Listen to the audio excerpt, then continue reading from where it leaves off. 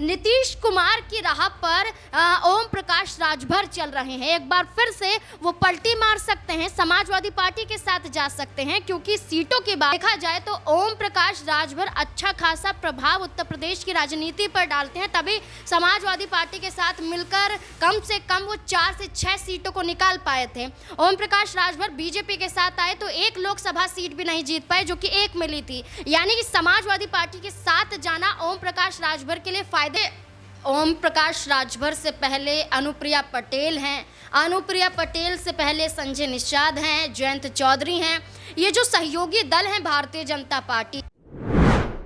तो क्या ओपी राजभर गिरा देंगे योगी की सरकार? क्या ओपी राजभर और अखिलेश के बीच डील फाइनल हो चुकी है? क्या ओम प्रकाश राजभर भारतीय जनता पार्टी से बगावत करने जा रहे हैं? क्या ओम प्रकाश राजभर समाजवादी पार्टी में अब शामिल हो जाएंगे? दर्शकों, जहां एक तरफ देखा जाए तो उत्तर प्रदेश में योगी आदित्यनाथ की मुश्किलें खुद भारतीय जनता पार्टी के नेता और उनके सहयोगी बढ़ा रहे हैं, तो दूसरी तरफ देखा जाए तो ओम प्रकाश राजभर ने खुले मंच से यह ऐलान कर दिया है कि मैं एक ना एक दिन जरूर मुख्यमंत्री बनाऊंगा। मेरी पार्टी के कार्यकर्ता चाहते हैं और मैंने पार्टी भी इसीलिए बनाई है। तो क्या ओम प्रकाश राजभर ने योगी आदित्यनाथ को खुली चुनौती दे दी है? ये वही चुनौती जो उन्हें कहीं ना कहीं दिल्ली से मिलती है। खुद माना यह जाता है कि दिल्ली और लखनऊ के बीच सब कुछ ठीक नहीं है, यानी योगी आदित्यनाथ और मोदी शाह के बीच 36 का आंकड़ा है। लेकिन अब जिस तरीके से जो योगी आदित्यनाथ की पुलिस है उसने कार्रवाई की ओम प्रकाश राजभर के कार्यकर्ताओं के खिलाफ, उसके बाद से ये पूरा मामला जो है गर्माता हुआ नजर आ रहा है। अरविंद राजभर ने साफ तौर पर कह दिया कि जिसको पीले गमछे से तकलीफ है हम उसका आंखें निकाल लेंगे। दूसरी तरफ देखा जाए तो योगी आदित्यनाथ के मंत्री खुले तौर पर कहते हैं कि ये योगी की पुलिस है और पुलिस को जो हाथ लगाएगा, पुलिस का जो कॉलर पकड़ेगा, हम उसका कलेजा निकाल लेंगे। मामला इतना बढ़ गया कि ओम प्रकाश राजभर ना कुछ बोल पा रहे हैं और ना चुप रह पा रहे हैं। ऐसे में उन्होंने गाहे बगाहे ये संदेश देने की कोशिश तो कर दी कि मेरे मन में क्या चल रहा है, आखिर क्यों और किसके इशारे पर ओम प्रकाश राजभर ने यह कह दिया कि मैं एक ना एक दिन मुख्यमंत्री जरूर बनूंगा। क्या ओम प्रकाश राजभर और अखिलेश यादव के बीच जो बढ़ती नजदीकियां है ये एक नए गठबंधन को जन्म देगी?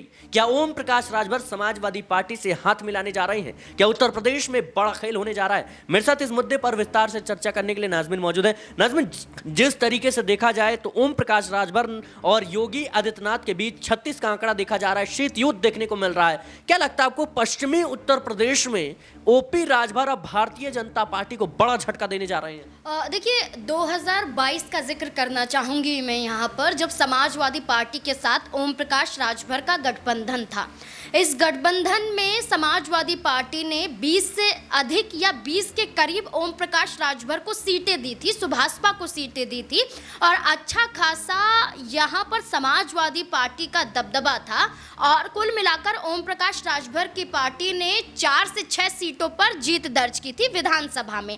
लेकिन उस दौरान ओम प्रकाश राजभर विधानसभा चुनाव से ज़्यादा तब सुर्खियों में आए थे जब उन्होंने सीधा योगी आदित्यनाथ को सिर्फ ये कहकर बुलाया था कि ये सिर्फ झोला टांग कर चलने वाले एक बाबा हैं जो मुख्यमंत्री कभी नहीं बन सकते हैं। लेकिन ओम प्रकाश राजभर ने योगी आदित्यनाथ को उस वक्त ललकारा ही नहीं था बल्कि चुनौतियां दी थी। लेकिन ओम प्रकाश राजभर की ऐसी मजबूरी आई कि समाजवादी पार्टी का साथ छोड़कर बीजेपी के साथ आना पड़ा। लेकिन अब बीजेपी क्या उनके साथ धोखाधड़ी कर रही है?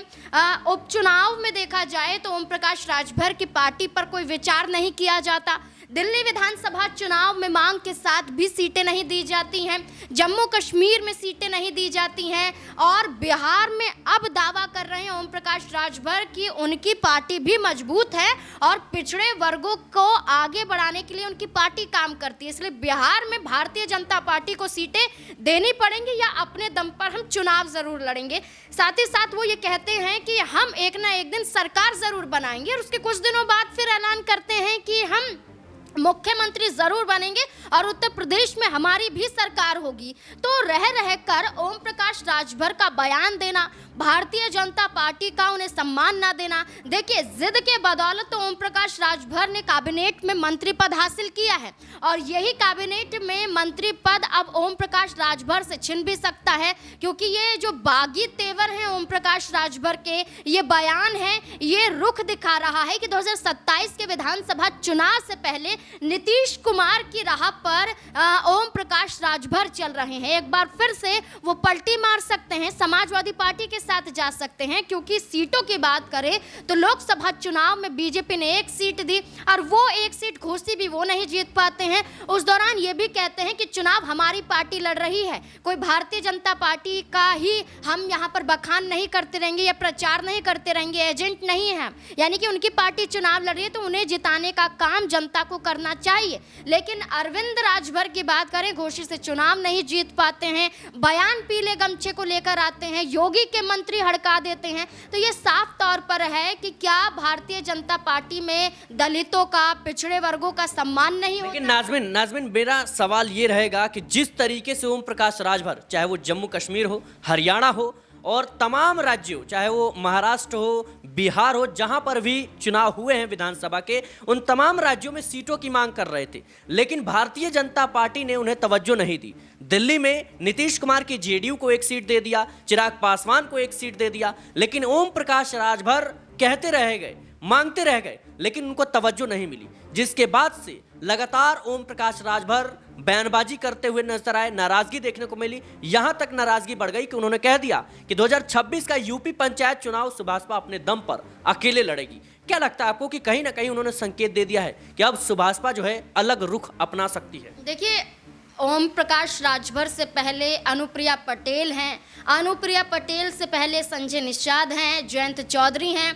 ये जो सहयोगी दल हैं भारतीय जनता पार्टी के, इसमें अनुप्रिया पटेल जो हैं, जो उनकी पार्टी सोनेलाल है, अपना दल सोनेलाल, ये अपना दल कमेरावादी के साथ थी, ये अलग हटकर बीजेपी के साथ आई हैं। संजय निषाद समाजवादी पार्टी के साथ थे, जयंत चौधरी समाजवादी पार्टी के साथ थे, ओम प्रकाश राजभर समाजवादी पार्टी के साथ थे। ये सभी के सभी दल तो भारतीय जनता पार्टी के साथ लंबा सफर तय करके नहीं आए हैं और या लंबे सफर का वादा नहीं करते हैं। अनुप्रिया पटेल आरक्षण के मुद्दे पर अपनी सरकार को कई बार घेर चुकी है। जयंत चौधरी नेम प्लेट विवाद को लेकर कहते हैं कि क्या अब हम अपना नाम कुर्तों पर भी लिखवा लें। होली और नमाज को लेकर जो बयानबाजी की जाती है, इस पर योगी पुलिस को कहते हैं कि जब तक इनको सबक नहीं सिखा देते तब तक दम नहीं भरेंगे। ये जयंत चौधरी के बयान होते हैं, मीडिया के सामने ये ऐलान करते हैं। संजय निषाद ये कहते हैं कि हम पिछड़ों की राजनीति करते हैं, जो ये दावा करते हैं। जिस तरीके से इस वक्त देखा जाए तो योगी आदित्यनाथ के खिलाफ जो सहयोगी बयानबाजी कर रहे हैं, खास तौर पर जो ओम प्रकाश राजभर बयानबाजी कर रहे हैं, क्या लगता है आपको कि कहीं ना कहीं दिल्ली से आदेश दिया गया? क्योंकि देखा जाए तो योगी आदित्यनाथ नहीं चाहते थे कि ओम प्रकाश राजभर को अपनी कैबिनेट में जगह दी जाए, लेकिन अमित शाह के कहने पर ऐसी जानकारी सामने आती है कि शाह के कहने पर उन्हें जगह दी गई। उसके बाद से देखा गया कि लगातार कई बार ओम प्रकाश राजभर विवादों में रहे, भारतीय जनता पार्टी की खिलाफत करते हुए नजर आए, चाहे वो लोकसभा का चुनाव हो, उपचुनाव में 1 भी सीट नहीं देगी, उस वक्त भी लगातार बयानबाजी हुई। क्या लगता है आपको कि कहीं ना कहीं ओम प्रकाश राजभर के मन में कुछ और चल रहा है और वो समाजवादी पार्टी की तरफ शिफ्ट हो सकते हैं? देखिए, अगर हम बात करें तो योगी आदित्यनाथ को दूसरी बार मुख्यमंत्री बनाने के लिए तो भाजपा हाईकमान भी तैयार नहीं था, लेकिन अमित शाह द्वारा देखा जाए तो उनके नाम को फाइनल करवाया गया। केशव प्रसाद मौर्य नाराज नजर आए, तो यही आप समीकरण ओम प्रकाश राजभर को लेकर देख सकते हैं कि कैबिनेट में जगह पा रहे थे और कैबिनेट में सिर्फ 1 मंत्री पद को लेकर दावा नहीं कर रहे थे। उनका दावा था कि कम से कम उनकी पार्टी से कई और चेहरों को भी यहाँ पर बनाया जाना चाहिए। लेकिन देखा जाए तो ओम प्रकाश राजभर अच्छा खासा प्रभाव उत्तर प्रदेश की राजनीति पर डालते हैं, तभी समाजवादी पार्टी के साथ मिलकर कम से कम वो 4 से 6 सीटों को निकाल पाए थे। ओम प्रकाश राजभर बीजेपी के साथ आए तो 1 लोकसभा सीट भी नहीं जीत पाए, जो कि 1 मिली थी। यानी कि समाजवादी पार्टी के साथ जाना ओम प्रकाश राजभर के लिए फायदेमंद सौदा हो सकता है। और भारतीय जनता पार्टी में वैसे ही कलह चल रही है। बीजेपी विधायक योगी आदित्यनाथ को दिल्ली भेजने की बात करते हैं, केशव प्रसाद मौर्य सीएम पद का दावा करते हैं। तो ओम प्रकाश राजभर भी कहीं ना कहीं अपनी पार्टी के बचाव के बारे में जरूर सोचेंगे। वक्फ संशोधन का मुद्दा तो आप देख ही रहे हैं। जाहिर सी बात है दर्शकों, जिस तरीके से ओम प्रकाश राजभर इस वक्त बयानबाजी कर रहे हैं, इससे साफ जाहिर होता है कि उनके मन में कुछ और चल रहा है, और ऐसा चल रहा है जो योगी आदित्यनाथ की सरकार है इसे कहीं ना कहीं नुकसान पहुंचा सकता है। क्योंकि 2027 में यूपी विधानसभा चुनाव है, और उस विधानसभा चुनाव से पहले ओम प्रकाश राजभर का क्या कदम होगा ये कहीं ना कहीं देखने वाली बात होगी। क्योंकि पश्चिमी उत्तर प्रदेश में ओम प्रकाश राजभर का कहीं ना कहीं दबदबा तो है, और दबदबा यह है कि सीटें कुछ निकाल सकते हैं, और भारतीय जनता पार्टी तो बूंद बूंद से घड़ा भरने का काम करती है। बैसाखी के सहारे केंद्र की सरकार चल रही है, तो देखना होगा कि आखिर ओम प्रकाश राजभर का अगला कदम क्या होगा। फिलहाल के लिए इस रिपोर्ट में इतना ही। देश और दुनिया की तमाम खबरों के लिए बने रहे नेक्स्ट 9 न्यूज़ के साथ।